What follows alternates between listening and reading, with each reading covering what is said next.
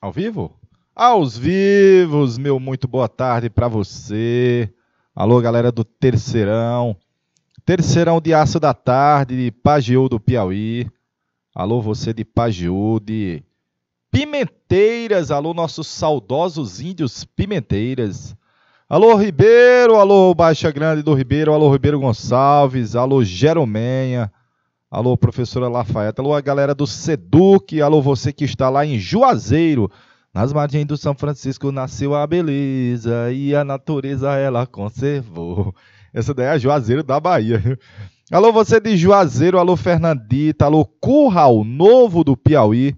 Currais novos tem tudo a ver com a história do Piauí, que à medida que você tinha uma fazenda nova, você tinha um curral novo.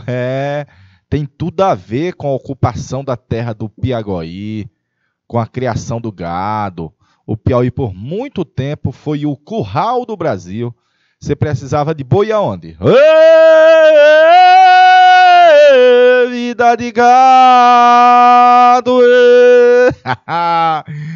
Você sabe que aqui a gente conduz o gado, né, com um berrante. Bom, bom, bom, bom, bom. Berrante é lá da região centro-oeste, é da região do Pantanal.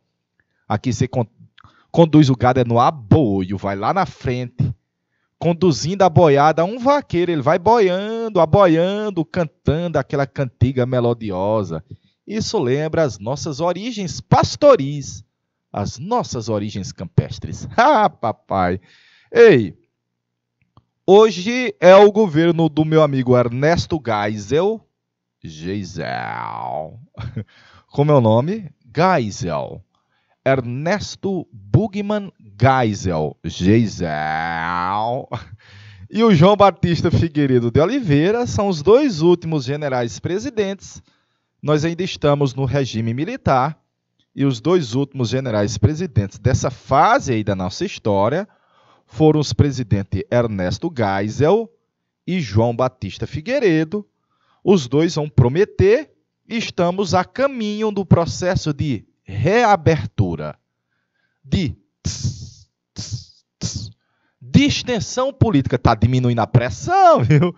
E é o processo de redemocratização. O Brasil vai se reencontrar com a democracia. Na aula de hoje nós ainda não vamos ver a eleição do Collor, mas já vai dar para você vislumbrar, depois de 1985, que a próxima eleição para presidente da República será pelo voto direto, com o povo brasileiro voltando a ter o sabor, a se saborear, a se deliciar com a escolha do presidente da nação, como faremos daqui no domingo, né? Daqui 5 dias. Ah, papai! Aí eu venho lá do sertão, viu? Eu venho lá do sertão. Eu venho lá do sertão. Eu venho lá do sertão. Contar histórias no canal Educação. Eita, menina! Hoje, rapaz!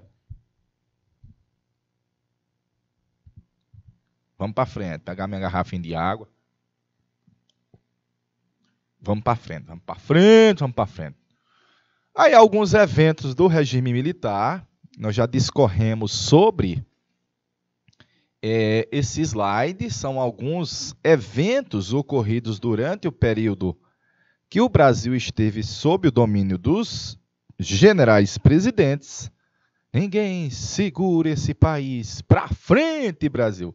Vai ser o Brasil, ou você está com o governo, com os militares amando o papai, o paizinho, ou você vai ser convidado a se retirar, né? Os indesejáveis eram expulsos da nação. Oh, derrota. Tio, no período do regime militar, os sindicatos foram fechados, as greves foram proibidas, não foi?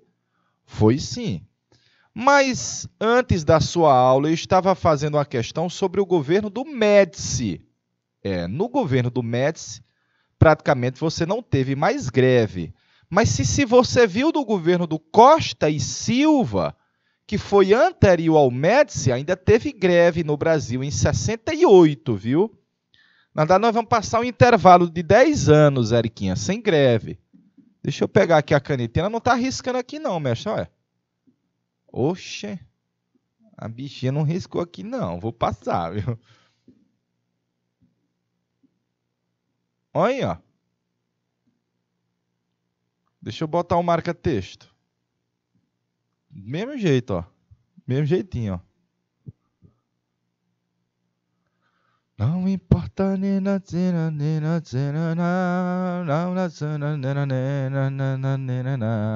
alô, pimenteiras,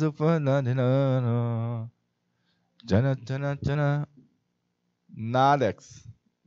Olha, tá arriscado, olha aí, ó. Que é isso, velho? Tá arriscado aí. Peraí. Deixa eu pegar aqui a canetinha. Ah, agora deu de boa, ó. Agora deu, foi Shibatman, viu? Deixa eu voltar aqui, olha. Porque a Eriquinha perguntou, tio.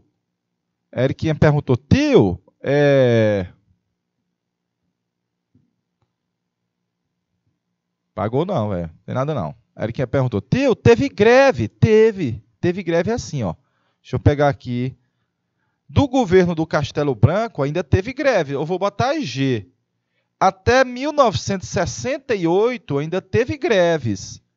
Mas com o ato institucional número 5, que foi em dezembro de 68, aí não tem mais. Então no Médici não vai ter. E vai voltar lá no finalzinho do governo do Geisel. Você vai ver hoje. Inclusive, um novo sindicalismo nascendo ali no ABC Paulista, a figura do Lula surgiu nesse cenário. Então, vai voltar a ter greve lá a partir de 68, perfeitinho?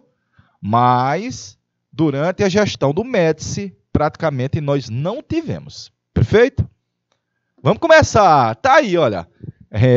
O Médici está passando a faixa presidencial, aqui é o presidente Médici, está passando a faixa presidencial para esse cara com cara de alemão. Ele era descendente de alemães. Ernesto Bugmann Geisel. Eu não sei falar, nunca ouvi esse nome. Geisel. Geisel. Ernesto Geisel. Eu vou passar esse slide que eu quero já vir para o governo dele. Ó. O Geisel é um castelista. Tio, eu não entendo o que é castelista. É um militar da linha mais moderada. Eu vou botar assim, ó, moderado. Só que às vezes você pega a questão e vai chamar assim, ó. Era do grupo dos militares que a gente chama de Sorbonne. Sorbonne é a universidade mais top que tem em Paris, em La Françoise. E era o apelido que a gente dava para os militares intelectualizados que haviam feito curso superior na Escola Superior de Guerra. Então, esse grupo de militares aí, ele é mais light, vamos dizer assim, ó. Ele era defensor de que os civis deveriam voltar vagarosamente ao poder, e como o primeiro presidente tinha sido Humberto de Alencar Castelo Branco, o nome castelista em homenagem ao Castelo, que foi um dos presidentes durante o regime militar mais moderados. Perfeitinho? E eu estou dizendo para você que o Geisel é desse grupo. Tio, e havia um outro grupo? Havia a tigresa, a tigrada, o militar brucutu, o militar de quartel, que é a linha dura, né? Que é a linha dura. Então, o primeirozinho elemento aqui, olha, o meu amigo Ernesto Geisel vai prometer no seu discurso de posse uma distensão política. Aquele caminhãozão quando está diminuindo a pressão, né? Distensão política. Tio, mas eu peguei de uma outra denominação, olha. É uma promessa de fazer uma abertura lenta, gradual e segura. E foi muito lenta. Veja como vai ser muito lenta, galerinha. Porque começou em 79 e o último presidente militar só vai sair em 85. Ora, demorou 11 anos, velho. 11 anos é porque foi muito lento. Perfeitinho? Agora o cenário vai ser outro. O país não está mais no milagre. O milagre acabou. O milagre não era verdadeiro, não. Era real. Eita, pai. O milagre acabou. E o pior é que nós devíamos agora muito dinheiro e em dólar. Aí, em 74, teve o primeiro choque do petróleo. 73, na realidade. Em 73, o primeiro choque do petróleo. A Organização dos Países Exportadores de Petróleo, depois da guerra do Yom Kippur, eles fizeram, sabe o quê? Pegaram o preço do barril do petróleo, que era 3 dólares, 2 dólares, e levaram para 9. Depois 20. Eita! E nós? Nós dependíamos de 80% do petróleo, a nossa matriz petrolífera vinha de fora. Então o governo vai ter que estimular a Petrobras a produzir mais, notadamente, vamos haver um investimento maior na produção maior de petróleo, e até que isso fosse solucionado, foi lançado o Proálcool. O Proálcool é de 75, se eu não me engano. 75, vou botar a data. Ó. E o Proálcool é basicamente, a gente vai plantar muita cana, muita cana, o governo vai estimular para que o álcool fosse utilizado como combustível. Notadamente, os carros oficiais, os carros do governo, a maioria deles vão funcionar como álcool, como combustível. Os carros eram flex? Não, só usava o álcool como combustível. Aí o governo estimulou e vai construir mais obras grandiosas. Angra 2. Angra 2 vai ser em 1976. Deixa eu corrigir ali. Angra 2. 1976. Bacaninha. E aí eu coloquei assim, olha. Quando o Geisel saiu candidato a presidente da República, o MDB lançou um candidato de oposição, mesmo sabendo que ele não iria vencer, porque a maioria do Congresso era da Arena, mesmo sabendo que o Geisel iria vencer, mas estrategicamente o MDB lançou um candidato, foi Ulisses Guimarães. Era uma anticandidatura, Ulisses Guimarães. Perdeu.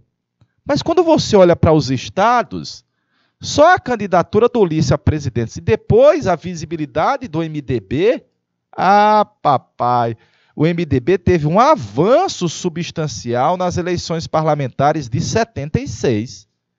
Teve um avanço sobremaneira no Congresso. Rapaz, o governo ficou preocupado, viu? Ficou preocupado.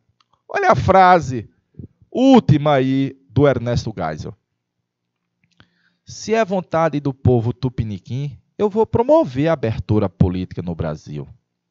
Mas vai chegar um tempo que o povo vai sentir saudade do regime militar. Mentira, viu? Mentira, viu? Pois muitos desses que lideram o fim do regime militar não estão visando o bem do povo, mas os seus próprios interesses. Eu sei que hoje tem muito político que visa os seus próprios interesses. Deixa eu voltar, olha. Foi durante a gestão do Geisel que a gente viu de forma mais visível a famosa Operação Condor. Condor aqui, Condor ali, Condor acolá, Condor em todo lugar. Na realidade, o nome Condor é em homenagem a essa ave aqui, ó. É a ave do condor, que é a ave que tem o maior tamanho, vamos dizer assim, na América Latina, é a ave do condor, muito característica da região dos Andes. Chama Operação Condor porque o condor ele tramita por vários países, pois o regime militar brasileiro se aliou ao Xixixi Lelele, ao Paráguas, aos uruguaios e aos hermanos argentinos e disseram: vamos combater o perigo vermelho. Ainda tinha esse discurso? Tinha. E era um discurso de vários países em comum que era necessário exterminar os opositores, que eram vistos como inimigos. Rapaz. Só que agora não há cooperação internacional. Por quê?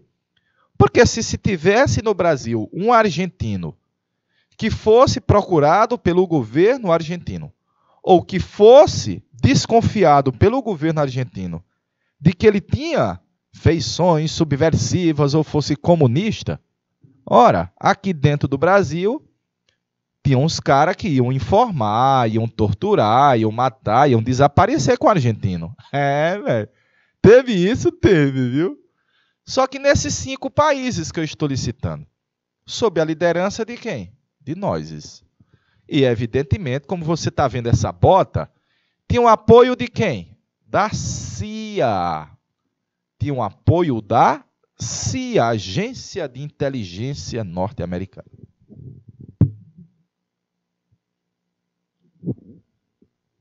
Perfeitinho, aí chama Operação Condor. Condor aqui, Condor ali, Condor acolá. Vamos passar? Pode passar, galera? Alô, você de Pajeú. Galera de Jerumenha, rapaz. Jerumenha. Já também na região do Gurgueia. Não sei se Jerumenha tem produção de grãos, como já tem em Ribeiro Gonçalves, por exemplo. Alô, Pimenteiras, região de Picos. Região de Picos, Pimenteira. Alô, Pajeú do Piauí. Pajeú do Piauí é pertinho de Canto do Buriti. Erquinha disse: simbora, simbora mais, simbora mais eu, simbora mais. Olha, eu vou botar de azul a parte que é uma parte mais progressista e depois eu vou botar de verdinho a parte de roxo, a parte mais dolorosa. Não, vou começar com a parte mais dolorosa, viu? O DOI-CODE de São Paulo convidou o jornalista Vladimir Herzog no dia 25 de outubro, hoje, no dia 25 de outubro, para um depoimento. O Vladimir Herzog era tido como comuna. Não era, galerinha. Não era comuna, mas era tido. E lá ele sofreu umas carícias, uns carinhos. A galera gostava dele. Ele acabou sendo assassinado. E forjaram, eu estou dizendo, forjaram aquele suicídio do Vladimir Herzog. No ano seguinte, foi o Manuel Fiel Filho, em janeiro de 76, dia 21 de janeiro. Eu lembro da data porque é meu aniversário, viu? Dia 21 de janeiro foi com o Manuel Fiel Filho, que era um operário da Volkswagen. Foi para lá, era visto como agitador, incitava a greve, lutava por direito. Ele sofreu umas carícias, uns carinhos. E o bichinho acabou morrendo. Disseram que ele havia cometido suicídio. Na realidade, quem estava orquestrando tudo eram os militares linha dura, que quem era contra a reabertura eram os militares linha dura. De novo, quem era contra a reabertura eram os militares linha dura. Contra a reabertura, linha dura. Era. E o pior é que o próprio Silvio Frota, ministro da guerra, velho, ministro da guerra, já estava mexendo nos bastidores para ele ser o próximo presidente da República, rapaz. E tava sim. É o que foi que o meu amigo Ernesto Geisel, foi que o Geisel fez. O Geisel disse: brother, tu vai cantar em outro terreiro, porque aqui quem manda só o Joey. E aí o Ernesto Geisel demitiu o general Silvio Frota, colocou ele numa aposentadoria compulsória. Na verdade, entre os militares a gente chama reforma. Ele foi reformado, demitiu o comandante do 2º Exército de São Paulo e botou um general de sua própria, vamos dizer assim, confiança. O Geisel fez e disse: brother, eu não quero mais ouvir negócio de tortura no meu governo, não. Eu não quero mais mortes no DOI-CODE de São Paulo, não. Rapaz, o Geisel foi macho, viu, velho? Foi macho. Então, no piauiês, é o próprio governo que está atuando para conter as medidas mais ríspidas, mais duras, mais terroristas da linha dura. Aí veja, nós teríamos eleição para prefeito em 76. Você sabe que a gente não votava, era para prefeito da capital, né? Para prefeito da capital não votava, e nem das cidades de segurança nacional. Então, para evitar que o MDB avançasse, o governo proibiu a propaganda eleitoral na televisão. Só aparecia uma foto do caba com o nome. Papai! O MDB tinha se aproveitado de uma certa liberdade na propaganda eleitoral. E na eleição de 76 ele tinha avançado sobremaneira. Pois quando foi em 74, quando foi em 76, vou botar aqui a data, ó, o governo decretou a Lei Falcão. Então a propaganda na TV e no rádio foi proibida. Só saiu o nome do caba com número, meu número. E no ano seguinte, para evitar que o MDB tivesse maioria no Congresso, o Congresso foi fechado. Ele usou o AI-5 para fechar o Congresso. Estendeu o mandato presidencial para 6 anos. O próximo presidente vai ser o João Batista Figueiredo e ele vai governar de 79 a 85. O próximo presidente vai ser beneficiado com 1 ano a mais, porque o mandato presidencial vai para 6 anos. E, claro, nós teríamos eleições de 2/3 do Senado. Você deve saber que aqui no Brasil, em uma eleição a gente muda 1/3 do Senado, é eleito um senador em cada estado, e na eleição seguinte nós mudamos 2/3 do Senado. Então, por exemplo, esse ano, na eleição agora de 2022, nós mudamos 1/3 dos senadores. Em todos os estados foi eleito um senador. E na próxima eleição serão mudados 2/3. Aqui no Piauí, nessa eleição agora, encerrava o mandato do Elmano Ferrer, eu acho. E na próxima vai encerrar o mandato do Marcelo Castro e do Ciro Nogueira. Então nós vamos ter 2 candidatos eleitos. Só que o governo, em 77, fez um esquema seguinte. Na eleição de senador do próximo ano, dos 2 senadores que serão eleitos, um não vai ser eleito pelo povo, um vai ser indicado pelo governo. Papai! De novo, um não vem de uma eleição popular, uma indicação do próprio presidente da República. Como dizia-se que o senador tinha sido criado como nos filmes de ficção científica, ora, a oposição passou a chamar de senador biônico. A Rede Bandeirantes tinha naquela época uma série que mostrava o homem que era feito lá de ficção científica, e aí associava que o senador era também feito em uma ficção científica. Era um senador biônico. Perfeito, galerinha. Perfeito, povo. A Eriquinha já falou, tio, eu já vi questão do Vladimir Herzog. Vou mostrar o Vladimir Herzog. Olha aí, ó. Hoje faz a data, é uma data, claro, que não deve ser comemorada, mas evidentemente é o dia da imprensa, do jornalista, porque remete a um jornalista que foi assassinado dentro do doicode em São Paulo e depois os militares que torturaram e depois assassinaram o Vladimir Herzog montaram essa farsa que você está vendo aqui nessa fotografia. Perfeito? No ano seguinte, no início do ano seguinte, janeiro de 76, foi o José Manuel Fiel Filho, que era um funcionário de uma metalúrgica. Perfeito? Vou passar a imagem. Está aí essa chargezinha falando dos senadores biônicos, feitos como se fosse na forma de ficção científica, galerinha. Perfeito? Havia também tortura no Piauí. Essa é uma página um tanto nefasta da nossa história, mas onde hoje é o Centro de Artesanato Mestre Dezinho. Era um quartel militar, puramente, né? E lá dentro do Centro de Artesanato, hoje é um local de compras, de artesanato, de cultura. É muito bacana hoje, mas já foi uma prisão militar. E lá tem um calabouço. O calabouço abaixo do ateliê é um verdadeiro buraco medieval. Ele não tem janelas, ele é sufocante, que ainda traz as marcas de sangue das cacetadas nas paredes. Ai, ai, não aguento! Essa sala tem as marcas do tempo. Era um tempo sombrio, era um tempo amargo. Ainda tinha isso? Tinha, velho. Tinha. Olha a imagem do calabouço lá no Centro de Artesanato Mestre Dezinho.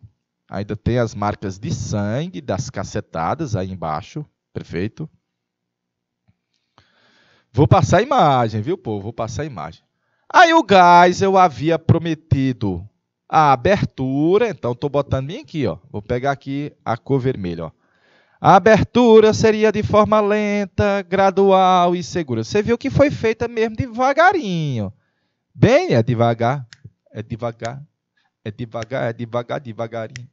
É devagar, é devagar. E foi muito lenta, galerinha. Muito. Mas, finalmente, o último ato do ano de 78 do Ernesto Geisel foi revogar o AI-5. Top! Revogou o AI-5. O AI-5 era aquele instrumento que garantia todas as prerrogativas quase de um presidente absolutista no Brasil. Quase de um rei absolutista. Podia prender, mandar torturar, demitir, fechar o Congresso, fazer lei, legislar. Podia fazer tudo. Era um rei absolutista, viu? Então, nesse cenário, parece que o país estava assim engatinhando para um processo de mais liberdades. É quando a gente tem o reinício das greves, viu, Érica? Reinício das greves, de boa? Olha aí, ó. Quando surgia um novo sindicalismo, principalmente no ABC Paulista, sob a liderança do Luiz Inácio. Então, é um sindicalismo diferente? Era. Por quê? Porque agora é um sindicalismo que vem da base, que vem dos próprios trabalhadores, eles se reunindo, 50 mil pessoas, 100 mil pessoas, 150 mil pessoas, e principalmente, devido ao arroxo salarial, o combate principal não era nem a democracia, o voto e etc. Eram os direitos trabalhistas. Era minorar, era diminuir a fome do trabalhador. Uma luta salarial. Mas também havia um abrandamento da censura, passávamos a ter certas liberdades na imprensa, e quem criticava a morosidade era a ordem dos advogados, muito envolvida a igreja, muito envolvida a igreja. Os padres tinham nesse cenário aí uma vertente mais esquerdista, né? Mais combatente ao governo. A imprensa e etc. Meu rei, deixa eu ver bem aqui o chat se a gente tem mais polos logados aqui. Tcharam, tcharam. Aí. Ah, sim. Alô, galera de Uruçuí. Perdão, viu? Alô, você de Uruçuí, de Ribeiro. Alô, galera de Ribeiro. Meu rei, deixa R$1 aí na tela, por favor. R$1 aí na tela.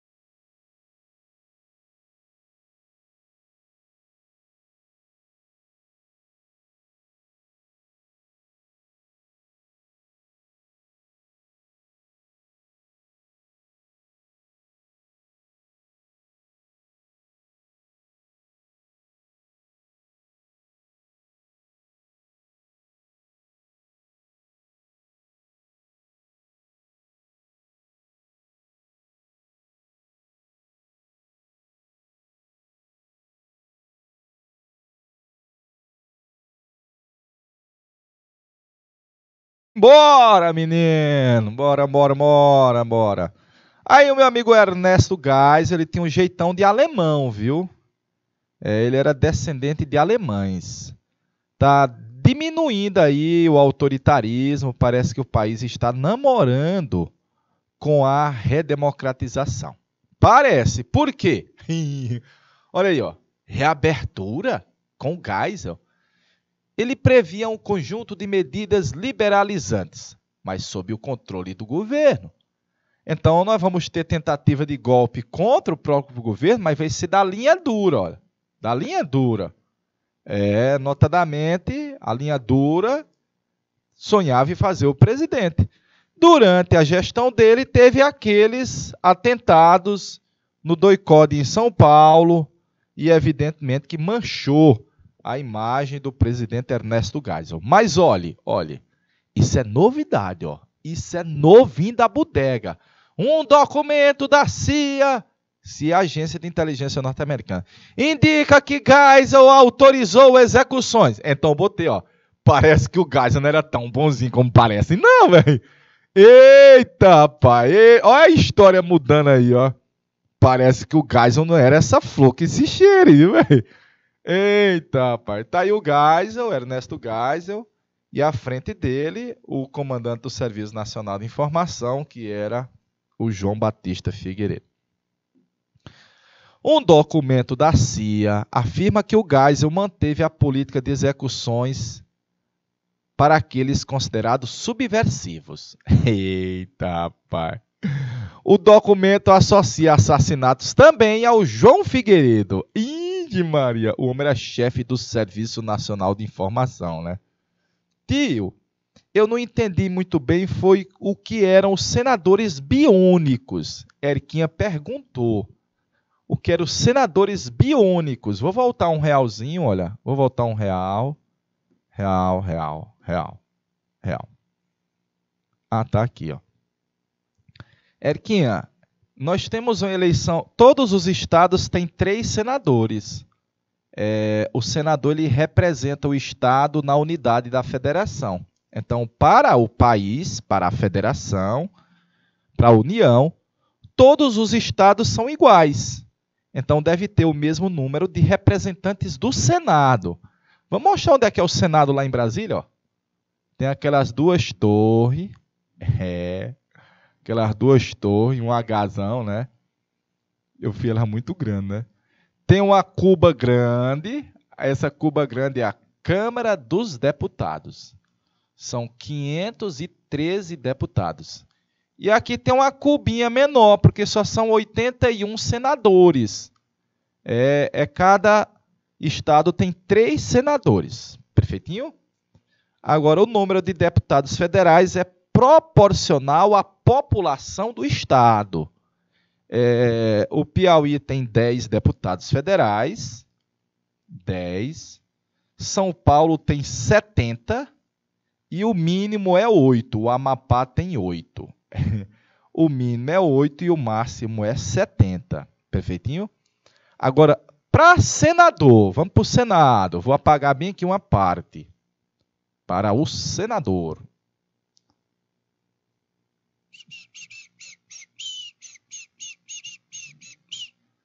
Para o senador. A eleição para o Senado era pelo voto direto. Era o próprio povo brasileiro que elegia o senador dos estados. Então, na eleição do ano de 78 para senador, nós teríamos eleição de 2 dos 3 senadores. O outro senador que havia sido eleito no Piauí em 74 tinha sido o Petrônio Portela. Aqui foi o Petrônio Portela eleito em 74.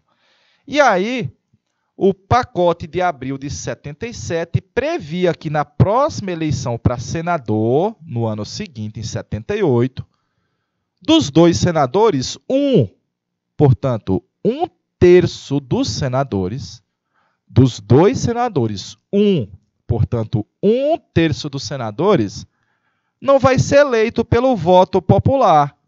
Vai ser uma eleição indireta. Tio, como é uma eleição indireta? É simples.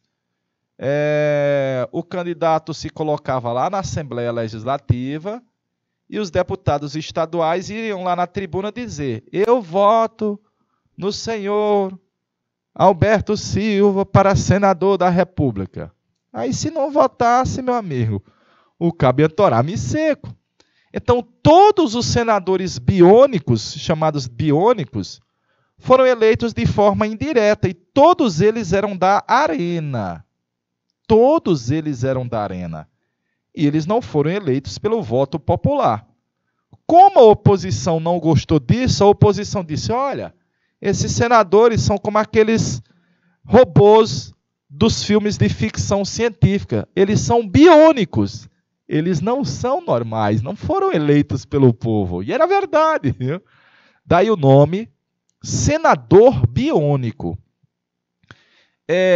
Meu rei, confere para mim quem foi o senador biônico eleito em 78 no Piauí.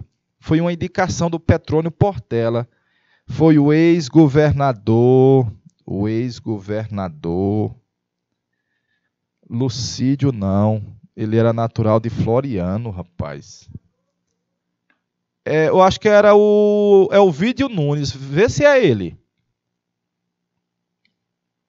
Senador biônico do Piauí em 78. Eu acho que foi o Elvídio Nunes de Barros. Eu acho que ele era até de Floriano. Vê se confere.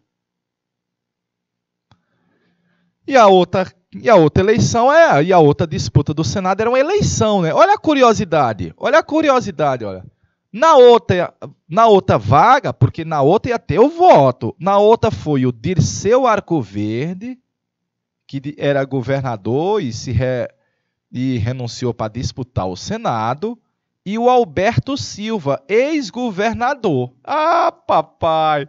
E era 2 ex-governadores disputando a outra vaga do Senado. Aí a eleição era no Piauí todo. Era o Elvídio Nunes? Lembrei, viu? Demora às vezes, mas eu lembro. E na outra eleição, galerinha, olha o charme que foi. O velho Alberto tinha feito um governo assim esplendoroso, muitas realizações. E o Dirceu Arcoverde tinha sido o ministro ou secretário de saúde do Alberto Silva. Papai! Depois o Dirceu foi governador, né?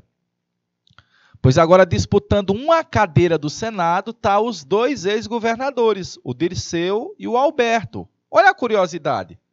O Dirceu ia perder as eleições. O velho Alberto ia ganhar. Aí o Dirceu chegou para o Petrônio Portela e para o Lucídio Portela, o Lucidão, e disse: ei, brother, eu vou perder a eleição. Não tem nadinha. Eu vou voltar à minha prática médica, que eu sou mesmo médico profissional. Mas o grupo de vocês vai ser derrotado, porque o Alberto Silva não é do grupo de vocês. Ah, papai! Meu amigo, os homens andaram em todos os municípios. Naquela época era 118 municípios no Piauí. 118 municípios. Eles andaram em todos. E o Dirceu venceu a eleição. O Dirceu Arcoverde venceu a eleição. Mostra o grande aí, meu rei. Mostra o grande aí, por favor. Mostra o grande.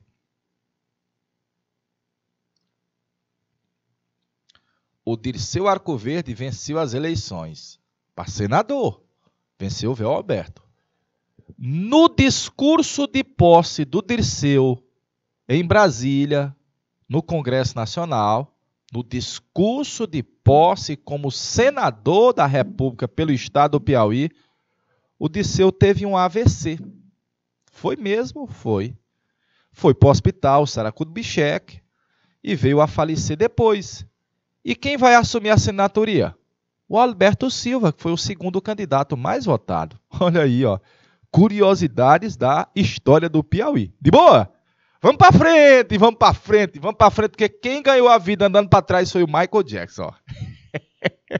Eita, rapaz, vou passar. Olha, tá aí o ex-líder do Sindicato dos Metalúrgicos do ABC Paulista, o Luiz Inácio.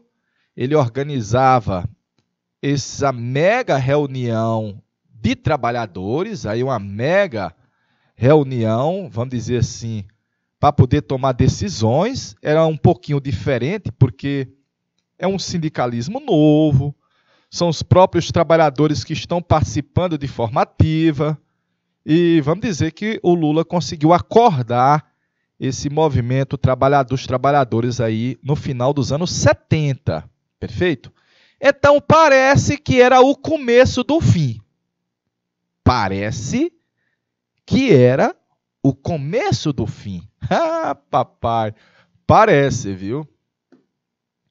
E aí o nosso novo presidente era João Batista Figueiredo de Oliveira. Como eu lhe disse, o mandato de 6 anos. Está aqui o Figueiredo, com as vestes de civil, ele não está com vestes de militares, para ver, evidentemente, também se havia um certo apoio da sociedade à figura do presidente da República.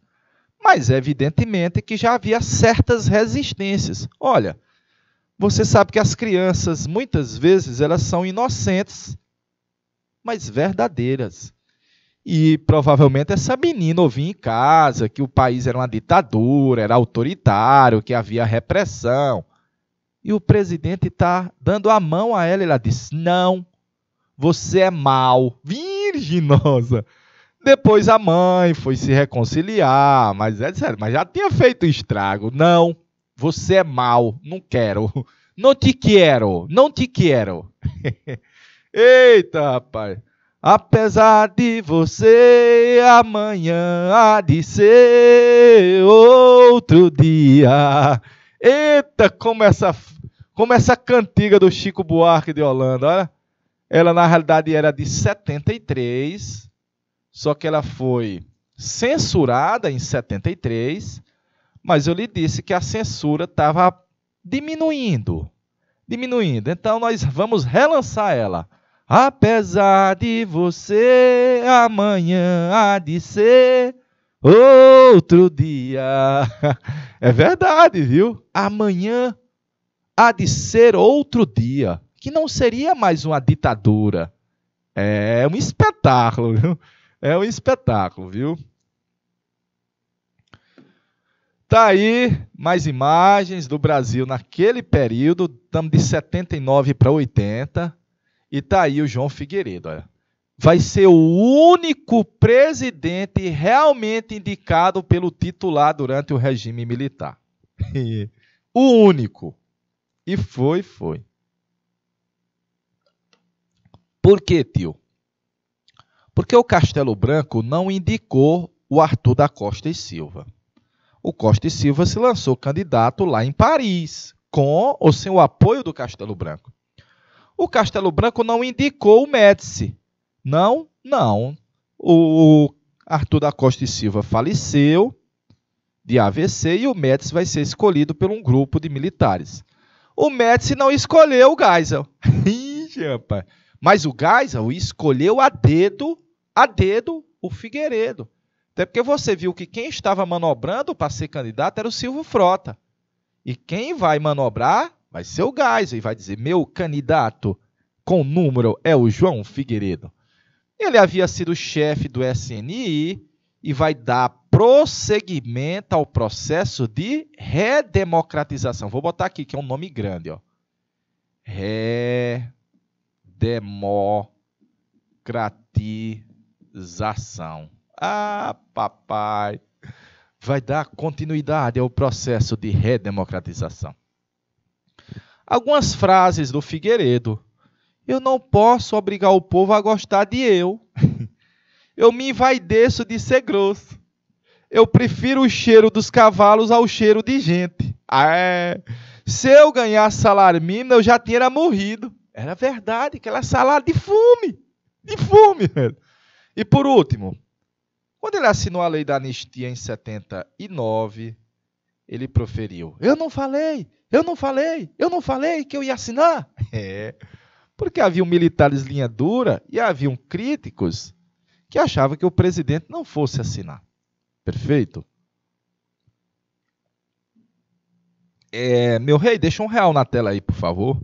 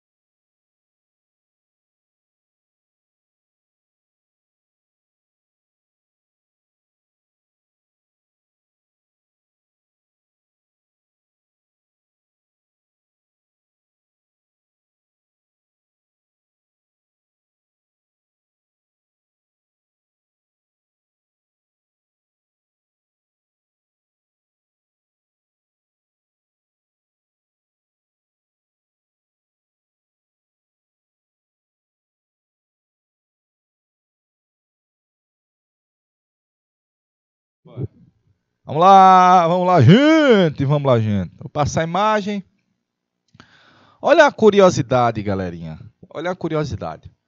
Para você ver como a estratégia do governo evitou que o MDB elegesse mais senadores do que a Arena. Ó. Porque 1/3 dos senadores foram 23. 11, 3, 6, 9, 11. Todos esses senadores aqui foram indicação do governo. Foram senadores biônicos. É. Senadores biônicos. Ah, não. 1/3 de 9, 23 de 20. Daí é 8. Deixa eu corrigir, daí é 8. Deixa eu burro. Conta para a mãe dele que ele é burro. 8 senadores foram eleitos de forma indireta. Senão o MDB ganhava tudo. Ó. Senão o MDB avançava mais. Perfeitinho? Vou passar a imagem. Daí, estamos no processo de reabertura. Naquele cenário de crise econômica, havia uma crítica muito grande. E isso resultava num desgaste maior do governo. E aí, em 79, vai ter a lei da anistia. E o que é anistia? Perdão. Perdão dos crimes políticos. Então, os brasileiros que haviam sido convidados a se retirar do país, olha aí, ó, convidados a se retirar do país, para não dizer exilados, poderiam voltar. Olha aí quem está voltando, ó. O Fernando Henrique, o Luiz Carlos Prestes, o Leonel Brizola, o Miguel Arraes. O Miguel Arraes tinha sido convidado a se retirar em 64, está com 15 anos fora do país. 15, galerinha. É. Ele era governador do Pernambuco, vai perder o mandato, ainda foi expulso do país. E a anistia só não perdoou os envolvidos na luta armada. Mas ela perdoa até sabe quem? A lei. Os militares que mataram, que torturaram, que desapareceram com corpos, eles também foram protegidos pela lei. A lei também os protegeu. A lei também os protegeu. De boa? Vou mostrar a imagem. O povo exige anistia irrestrita. Veja que a gente começava a ter manifestações nas ruas, de novo. Inflação, né, causada por aumento de salários, com certeza. Mas por especulação. Não queremos liberdade pela metade.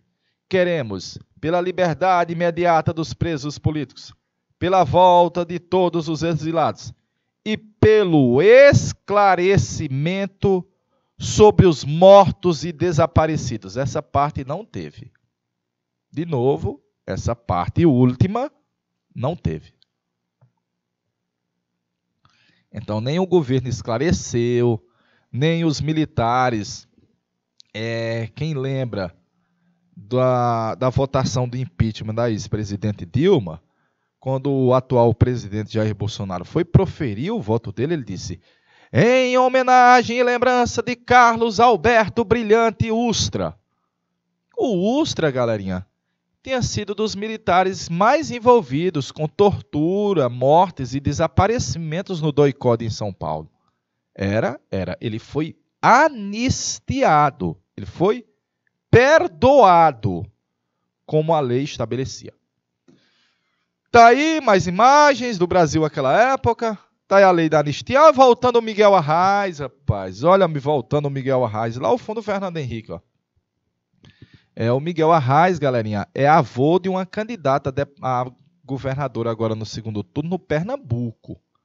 No segundo turno no Pernambuco tem uma neta do Miguel Arraes. E a lei anistiou, protegeu os militares envolvidos. E até hoje, como essas duas charges de 2012 demonstram a impunidade, permitindo que os militares que desapareceram, torturaram, mataram e etc., ficassem impunes, protegidos da justiça. Está aí no cenário do governo do meu amigo Figueiredo. Sabe quem era o ministro da Justiça do Figueiredo era um piauiense, Petrônio Portela Nunes. Esse rapaz aí à sua frente, olha. Ele colocou o irmão para ser governador em 79, aqui no Piauí, o Lucidão, Lucídio Portela.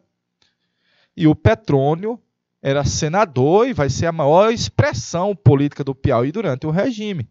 Nesse cenário aqui em 79, ele é ministro da Justiça. Respeite, meu amigo. Está aqui ele primeiro com o ex-presidente Ernesto Geisel e ele agora com o presidente João Figueiredo. Deu para ver a imagem aí, ó? O Petrônio tinha um âmbito, um trâmite bom no Palácio do Planalto, em Brasília. Está aí mais imagens. O Petrônio Portela, contra fatos, não há argumentos, que era a frase dele. Vai ser a maior projeção piauiense durante o regime militar. Primeiro, ele foi governador do Piauí de 62 a 66, aí saiu do governo do estado, foi concorrer ao Senado, a senadoria era 8 anos, está aí ele Senado a primeira vez, reeleito senador em 74 e até 82, era o líder da Arena no Senado durante a gestão do Médici, depois presidente e líder do governo na época do Geisel, e ministro da Justiça do Figueiredo. O homem era forte, velho. O homem era forte. E era, evidentemente, ou tornou-se, evidentemente, uma espécie de ponte entre os militares e a sociedade civil e a oposição. E vai ser ele que vai comandar essa distensão, essa reabertura. É a missão Portela. Então, do Petrônio Portela nasceu e acelerou a lei da anistia. Vai ver o pluripartidarismo. A gente vai para o nosso intervalo, mas quando voltar, nós vamos ver o que foi o pluripartidarismo. E as eleições para governador em 82 foram pelo voto popular, pelo voto direto. Aqui o eleito foi o Hugo Napoleão. Então, aos pouquinhos, a gente pode dizer assim, ó, estava havendo desmonte do regime militar. Aos pouquinhos, diminuía o período do regime militar. De boa? Aí morreu prematuramente em 80, depois de um ataque fulminante do coração. O Petrônio Portela faleceu. Provavelmente seria o eventual candidato à presidência da República em 85. Perfeito? Estou encerrando aqui no slide 35, que é sobre o meu amigo Petrônio. Acho que nós temos imagens dele e eu vou voltar depois com essa temática. De boa? Vamos para os 20 minutinhos e a gente volta depois.